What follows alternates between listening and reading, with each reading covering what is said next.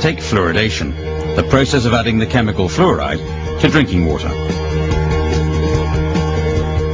If you have access to public water supplies, you hold the power to intoxicate mass populations.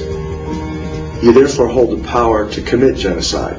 It's an essential. We all need water, and to put something in our drinking water, in my opinion, is absolutely criminal. The debate about fluoride has raged for nearly 60 years. Fluoridation has even been called a communist plot. Its role is still a hot topic.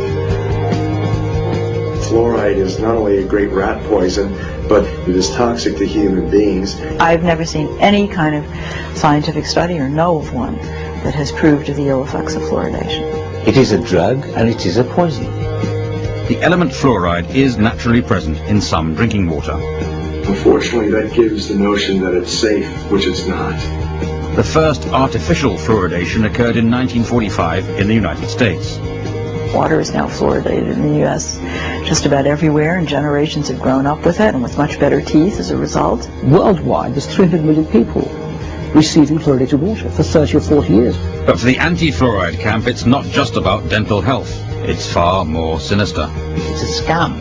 It's a way of getting rid of a noxious product through the human kidney and get very well paid for it. The conspiracy theory is that fluoride is a waste product which is put into water, solving a disposal problem for big business. It's a waste product of the fertilizer industry, it's a waste product of brick making, and it's also a waste product of aluminium smelting. The story goes, industries can sell fluoride to the water companies instead of paying for it to be disposed of. The idea this is an ingenious scheme for dumping waste is another one of these fantasies, I'm afraid. But what about the argument that fluoride improves dental health?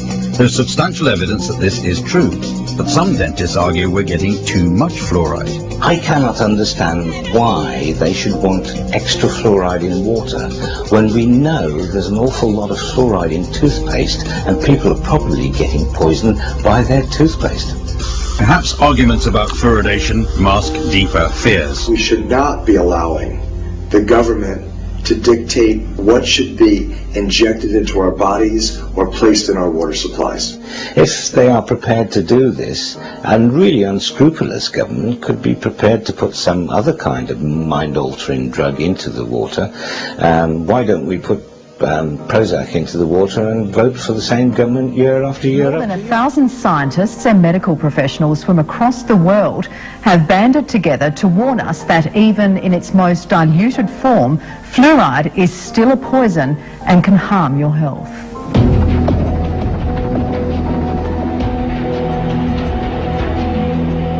This is one pollutant that we capture in the phosphate fertilizer industry, and having captured it, we can't dump it into the sea, but we put it into our own drinking water. It's extraordinary.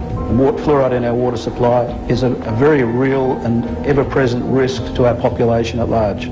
A radical view that's made Adelaide dentist Dr. Andrew Harms a renegade among his colleagues and the professional body he once headed in South Australia. The ADA and other dental professional groups will not speak to anybody from the anti-fluoridation side, but I've been asked to not refer to myself as a past president of the Dental Association of South Australia. In fact, I'm no longer a member of the Dental Association over this issue. Dr. Harms has joined the growing movement of public discontent about adding fluoride, a potent poison in its most concentrated form, to our drinking water. The chemical fluoride itself is dangerous, but also I'm concerned about the arsenic levels and the lead levels as a result of these chemicals being dumped in the water supply.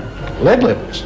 Yes, there's recent evidence from North Carolina University that the fluoridated chemicals, the group of chemicals, the FSAs, leach lead into the water supply, particularly if water's standing in old leaded pipes and around leaded brass fittings. 600 health professionals and scientists, including Dr. Arvid Carlsson, a Nobel laureate of medicine, are calling on Congress to ban the use of fluoride immediately. Among the petitioners, Bob Carton, a former Environmental Protection Agency scientist. He says fluoridating water was a mistake from the beginning. It was a foolish thing to do years ago. They didn't have enough information. It hadn't really been tested. In fact, a 2005 Centers for Disease Control study found too much fluoride has caused irreversibly discolored teeth in 1 out of 3 children. And a major report by the National Academy of Sciences says toxic levels can lead to severe, permanent pitting of the enamel in children. Fluoride can also build up in the bones to cause pain, stiff joints, and skeletal abnormalities when they get older. It's a cumulative poison. It just gradually builds up and it gradually causes harm. But the EPA isn't about to make any quick decisions about the Academy's finding that toxic levels of fluoride must be drastically lowered. We take their recommendations very seriously.